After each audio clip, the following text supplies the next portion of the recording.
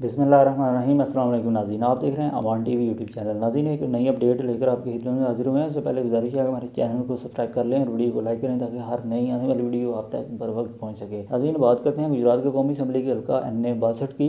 कोटला अरब अली खां से अपडेट आपके साथ शेयर करने जा रहे हैं, जहाँ पर मुस्लिम लीग नून के चौधरी आबिद रज़ा कोटला और पाकिस्तान तहरीक इंसाफ के हमायत याफ्ता आज़ाद उम्मीदवार के तौर पर मुंतखब होने वाले चौधरी मोहम्मद इलियास, जो मौजूदा MNA हैं हल्का NA-62 से, उनके जो हामी हैं, सोशल मीडिया पर जो उनके दरमियान लफ्ज़ी जो जंग है उसका आगाज़ कई दिनों से जो है वो हो चुका है और ये जंग कई दिनों से जारी है। इसमें एक नई डेवलपमेंट हुई है। एक डॉक्यूमेंट गुज़श्ता रोज़ जो है वो सोशल मीडिया पर जो है वो सामने आया, जिसमें पार्टी पोजीशन मुस्लिम लीग काफ की जो है वो उसके मुताबिक जो 5 नशस्तें हैं मुस्लिम लीग काफ की।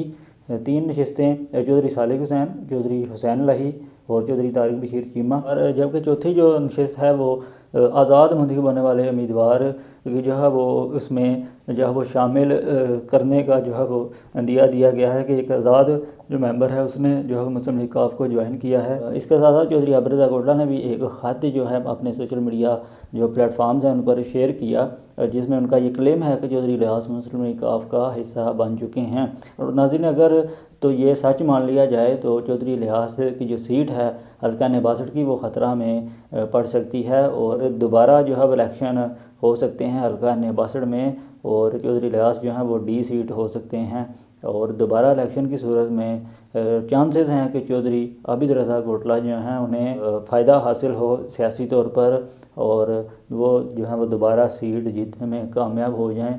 अब तक की जो मीडिया रिपोर्ट्स हैं उसके मुताबिक हमने ये जो तज्ज़िया है आपके साथ शेयर किया है। मज़ीद अपडेट्स के लिए देखते रहें अवान टीवी।